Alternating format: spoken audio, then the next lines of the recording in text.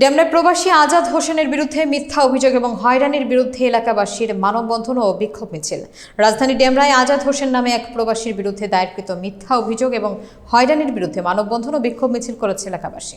বিস্তারিত দেখুন মাকসুদুল হোসেন তুষারের তথ্যচিত্রে। আজ সকাল 11টায় ডেমরা যাত্রাবাড়ি সড়কের বাঁশের পুল এলাকায় এ মানববন্ধন করা হয়।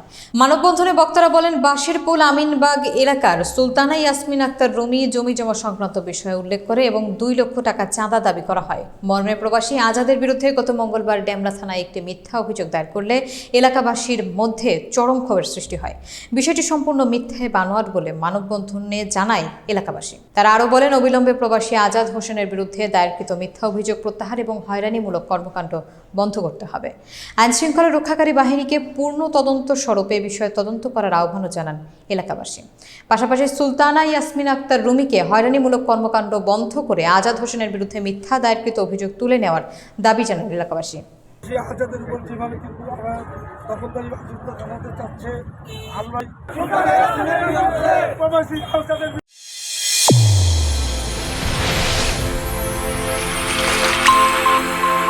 চ্যানেল A1 হৃদয়ের স্পন্দন।